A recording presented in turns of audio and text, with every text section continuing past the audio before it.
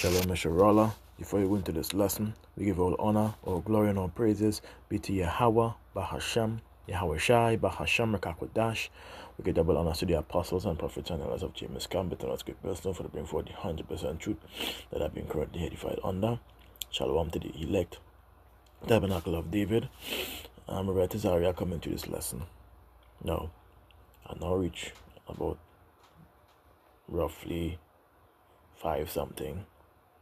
I reach from about 5 something basically, but I'm trying to sleep and unable to. So I'm turning on, rolling on, turning on. You know how this go. So I decided to do a lesson concerning what many of these people had sought to teach according to Christian theology and philosophies. Now, think about it like this. You defending a gospel built up upon lies. The image that you portray, that your leaders would have portrayed, was a lie. The philosophy or doctrine that you portrayed was a lie. The doctrine, even in Revelations 7:1-9, is a lie. That you all portray is a lie. Spiritual Israel is a lie, which we have proven from time and time again. So all these things that you have so far held on to and tried to defend in the Christian faith, you know for a fact is a lie. So if you know Christianity was built up upon a lie, why would you still decide to defend it? Because they claim that Israel was European based, basically, trying to reference them to so-called white people, and on this and that and the other, portraying images and movies and videos of so-called white people in that region being the Israelites, as we know. But when you go back, even going back into the story in Egypt, where the Israelites was taken captive, and the story was brought upon with white images, so-called white people, being in that region, going through the hell and afflictions in Egypt. Yet, in the documentaries of all the other nations dealing with Egypt and hieroglyphs and history, they were never European or so-called white men to begin with. In fact, some of them are even darker than the Egyptians. So if this is the lie you'll have been fed and the truth has been revealed, why do you still hold on to falsehood? Why do you still hold on to lie? Why do you still hold on to lie? Because at the end of the scriptures made it very clear, if a ruler hearken to lies, all his servants are wicked. And many of your Christians that fight so hard to keep that false doctrine alive are servants of Christianity, which has been founded upon, when you go back to Martin Luther and all the where the church has been signed, you are now under one body, which again is under the Pope, which again, your leader is a lie. If you join the word, if you join the hand Christianity, even if you choose and say, I'm going to separate, I don't believe in the Pope, it's still under their name title, and you're still serving them by doing what? Upholding their false doctrine, which is a lie again. So then why are you trying to fight so hard to keep that false doctrine alive, even when you realize it's crumbling down? Even when you realize there's biasness into these Christian doctrines from the beginning, you as a Jake continue to fight for it despite the situation, regardless of what. To me, I don't think, if it's not, you don't understand, but If you can't get to it, I understand, because the Heavenly Father mentioned multiple times that what He's going to harden people's hearts. He has, and He's going to. So I understand, but at the same time, have you allowed that lie that they have preached for years to bypass your head, your mind, and continue that foolishness? Or is that your heart is truly hardened? That's my question. Because things like tithes that they portray, you know that's a lie.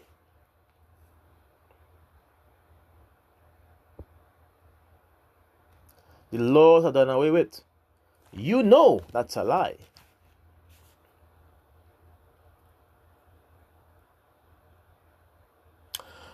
All right. So now we are at this point, at this level, at this point in time. Let's go into a small amount of history. There's more. And I want to put the rest probably another day, because I don't work just now. I know. Come home to go. That's how it is sometimes. Let's get some information dealing with the man-made religions. All right. And when you go into the image, it says it created baptism, which was John Smith, right, religion, in 1608. Charles Parham created Pentecostal religion in 1901. However, information here might be a little bit different, because what I asked for was provide Google source and diagram and links ensuring the image is accurate. That's the point. I wanted it to be historically accurate. That's how I always ask for things, with links provided, as you see, right? So, Joseph Smith created the Mormon religion in 1830, which I don't know why the Mormon religion still exists. It's direct falsehood. It goes contrary to the words of the Heavenly Father, Yahweh Shem Yoshai, right? Charles Taze Russell created the Jehovah Witness religion in 1872, and William Miller created the Seventh-day Adventist religion in 1864. Of course, that was strengthened by her name Ellen White, which again another false preacher, a female and a Edomite. That tends to use her platform to teach and preach, which is one of the reasons why many of these Seventh-day Adventist women feel empowered, because the excuse is, if men fail to teach and preach and provide information, then it's up to the women to uphold that part, which is, again, a lie.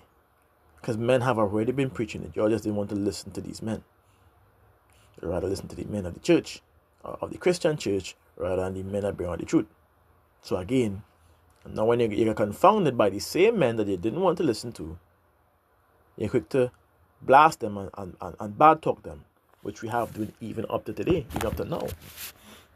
So, let's continue. It says, here's a verifiable, widely accepted sources and timeline reference you can use to check historical claims in this image you shared.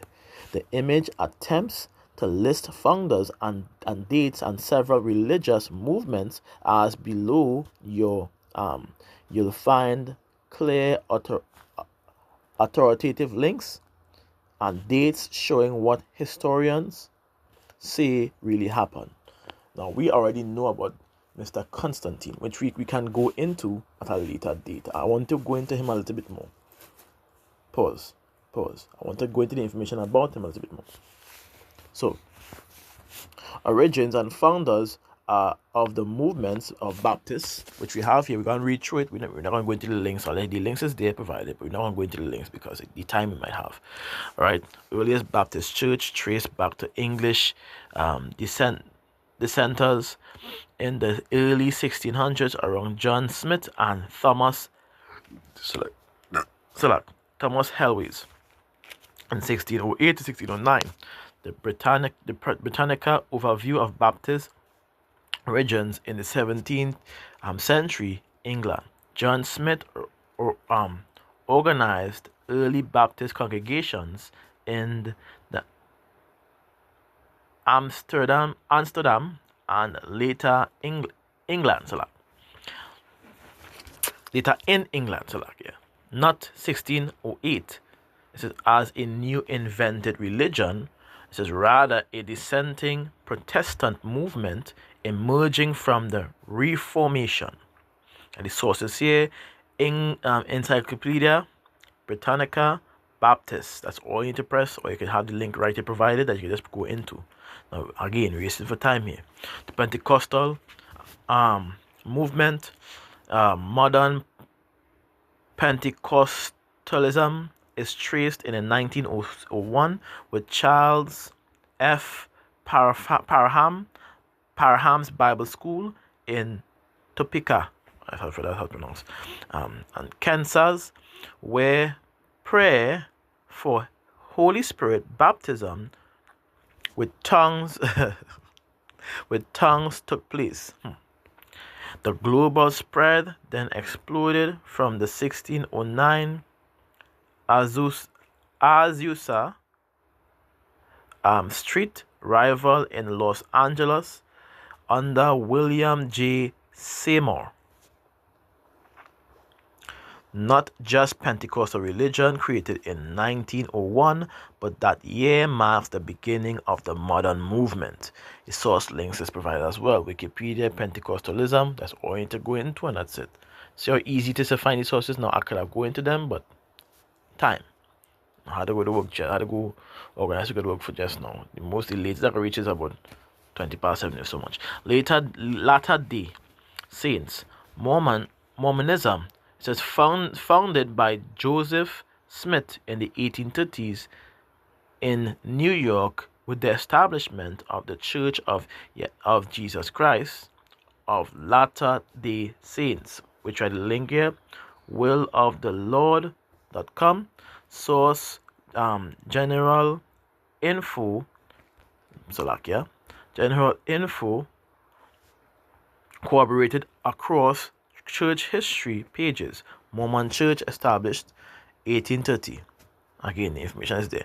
Seventh-day Adventists emerged from the Millerite movement in the 1840s, led by William Miller. The Seventh-day Adventist Church was formally organized in 1863 with a major influence of Ellen G. White, like I said, and other early Adventists. Sources, Britannica, Adventism, and you have the link right there provided. They have the Jehovah's Witness grew out of the Seventh-day Adventist movement and the Bible students movement led by Charles Taze Russell in the 1870s, but initially called Bible students, they adopted the name Jehovah Witness in the 1931 under Joseph Rutherford. Sources, Britannica, Jehovah's Witness, which have the links provided, and we get the time, we have the diagram providing the information here. All right, Baptist, which was mentioned, these two, right? So we have all the information here provided, right, for these church. And these churches has been founded upon who? Lies. With the heads of these churches are already tainted, they are already the wicked, Esau, Edom, or what may appear to be Esau, Edom, which we know to be the wicked today, and Scripture has made it very clear, as it says.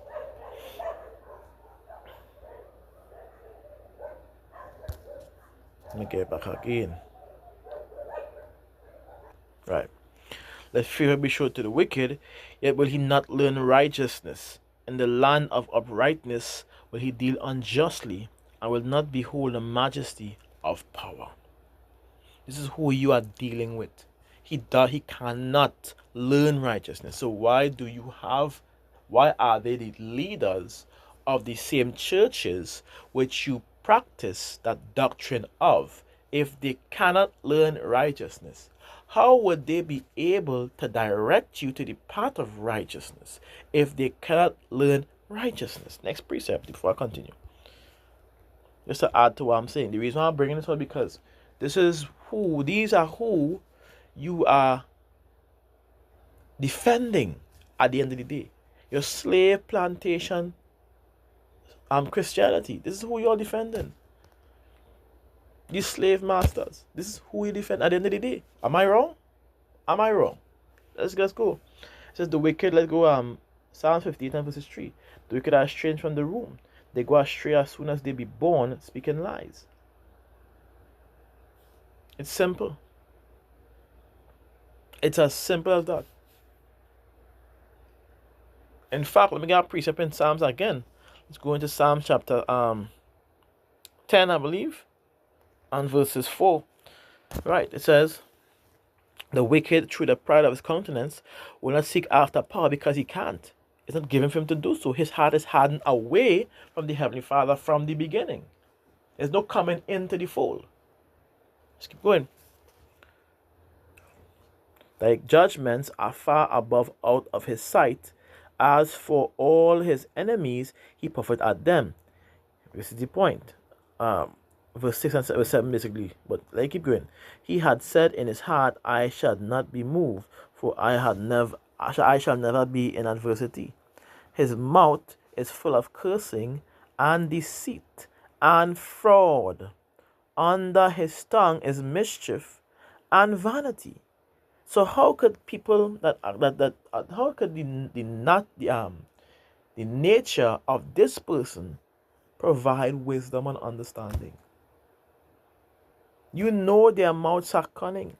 You have a guy next to you by the name of Dave on that same path of cunning words, because I've seen the works that he has produced. Going into the Greek Septuagint, and when I went to the same Greek Septuagint, non-bias, by the way, no bias, and went more into the information, it shows where the scholars, after making that point or breaking it down, explain what it really is going into. And if you understand textual language, it's actually pertaining to one that was fallen out of the covenant of the Father, and having to be told that they were fallen out to come back into the fold. It's that simple. But no, you know what? Let's just dismiss that point and focus on this one to strengthen your narrative, not the truth, your narrative. And then you have people like Dwayne backing them up, trying to strengthen what they are saying. I mean, come on. Can't fight it. That's what you choose at the end of the day. So important to note, the image claims likes created the Baptist religion and other things. Not every movement was originated by one single person, which we know. It says many grew out of the borders of religious rivals and reform movements. Reform movement historians, which emphasizes the context, shared root, and gradual emergence. So, which brings me to our point now. So if this is where these things are founded upon, and we know it's going into lies, why follow the falsehood? I don't see a way in which and why you would follow the falsehood. I just don't see it. But let's get some information as we hear.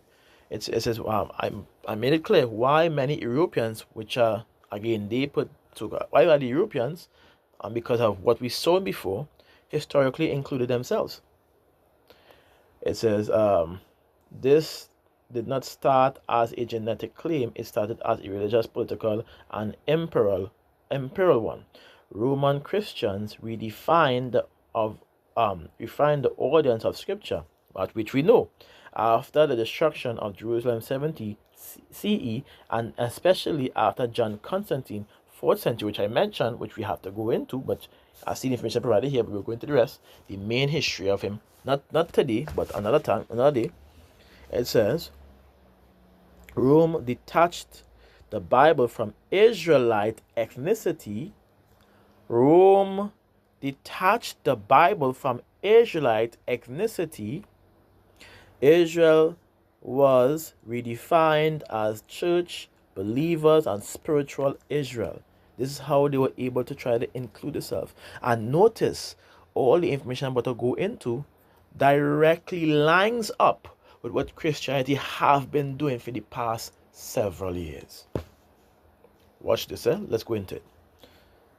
This was a replacement theology. What did I say? We'll start with the replacement theology. Is what these Christians have been practicing for the past several years. Let's keep going. Not lineage-based covenant theology. See, this move was necessary for empires because Rome could not rule the world while admitting salvation, covenant, kingship, and inheritance belonged to one scattered ethnic people. So you know how and why. So the covenant was reframed, not honored. Oh boy. So it's not just lies. It's deep lies you're fighting and defending for. Again, I don't do things without receipts now. So I'm going to get the receipts after. Let's go. Translation and language erased lineage. Translation and language erased lineage. Key term were flattened, Israel, church, Gentile, ethnic, non-Jew, which we went into the information, which they're showing you what they have done. Went to the information of ethnic in the Greek Septuagint, which because you have it on a page and I show you see it. And it does not mean non-Jew. But y'all make it so. Without historical context. Exactly, y'all made it so. Strangers of Greeks and heathens, Israelites, hidden Israelites equals pagan, seed, any believer. This is how y'all present the information. All right. Once when he told you, I was not referring to seeds. It says seed. A seed is coming from the lineage of Abraham, Isaac, and Jacob, not any other nation, because it's one seed. But y'all try to do your best to try to spread across this particular seed information into making it believe it's for everyone, for any group of people, any group of nations. Am I wrong, or have you been doing that? Because I've been seeing you.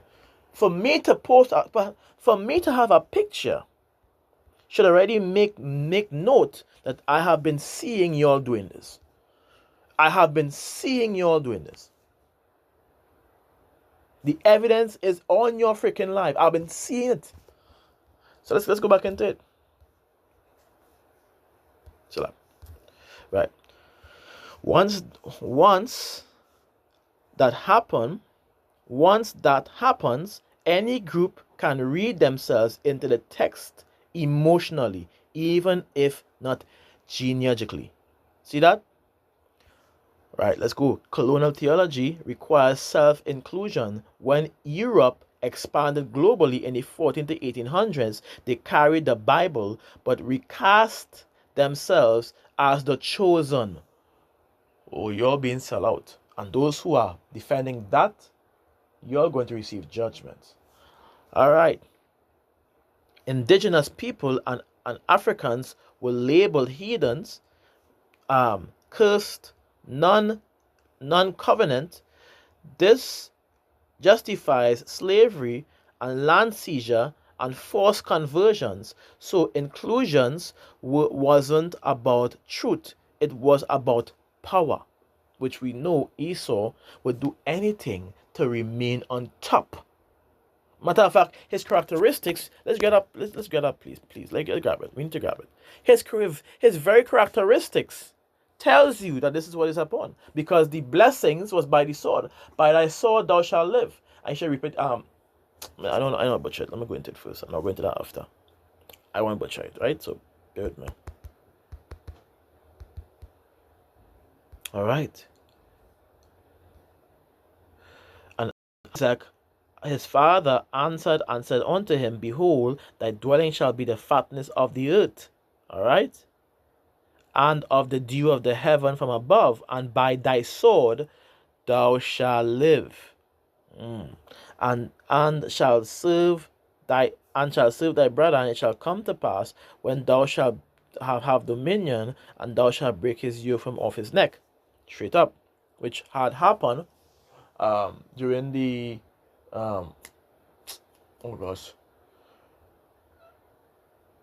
Well, example of that was during the Renaissance era, or let's say the we call this thing the Wild Man and the Moors tapestry. That time, where the Edomites had taken over after that period, of course, having and beginning to what conquer many nations after a time, which we know is part of our history, which we also have done. I think I could do a stronger lesson on that though. I had the information that I did it before, but I just wanted more links. So now I have this to get more links. I could do it a stronger lesson to make it more permanent for you all. But anyways, it says, so they are literally designed or wired to be this way, right? So let me get a precept again in Micah chapter 2 and verses 1 to 2. It says, and verses 3, right? Woe to them that devise iniquity and work evil upon their beds. When the morning is light, they practice it because it is in the power of their hand. Which we know who's ruling the earth today, who has the power to do these things at this point in time. Wicked, which is Esau and Edom. And they covet fields and take them by violence and house, and they take them away, so they oppress a man in his house, even a man in his heritage. Characteristics. What did they do? They covered fields, take them by how? By violence, by the sword, 2, and house, and take them away. They oppress a man. How do they oppress a man? By the sword. And his house, even a man's heritage, how do they do so? By the sword. It's a direct connection. A direct connection. But this time, as the power was given to them, this time, as Scripture says, therefore thus saith Yahweh, behold, against this family do I devise an evil, from which ye shall not remove your necks, neither shall ye go haughtily, for this time is evil. So this time, they will not be able to break away from that rulership that we are going to be over them. All right? It's not going to happen. So, going back into what I was saying concerning, right? Let it again. But recast themselves as the chosen, indigenous people, and Africans were labeled, which we know that's not the case, but were labeled as heathens, cursed, and non-covenant. This justified slavery, land seizure, and false conversions. See? So inclusion wasn't about truth, it was about power, as we know. Identity vacuum leads to spiritual adoption claims, which they have very much preached in their Christian church. It's an agenda that you're fighting up for. It says, lost tribal identities, lost ancestral law, lost covenantal structure. Christianity became a replacement identity, not a restored one. That's why you hear phrases like, we were all Israel spiritually. Wow, I didn't even put... This is what they are showing you. We are all Israel spiritually. There is no Jew or Greek anymore. Oh boy, misused. Wow. Lineage doesn't matter. ChatGPT have y'all in the bag. Y'all fail at this point. ChatGPT, not just us. Before ChatGPT was us, I was here. We was having y'all in the bag. Now look, even they have you in the bag, and they're supposed to be created to assist on your doctrine, because you're serving your enemy, which is them that created this. Anyways, those statements solve an identity problem, not a biblical one. I'm gonna pause and continue on the next lesson. I want it to be too long because to upload it with the short time I have it might be able to upload in time. So let me just pause for now and continue the next one.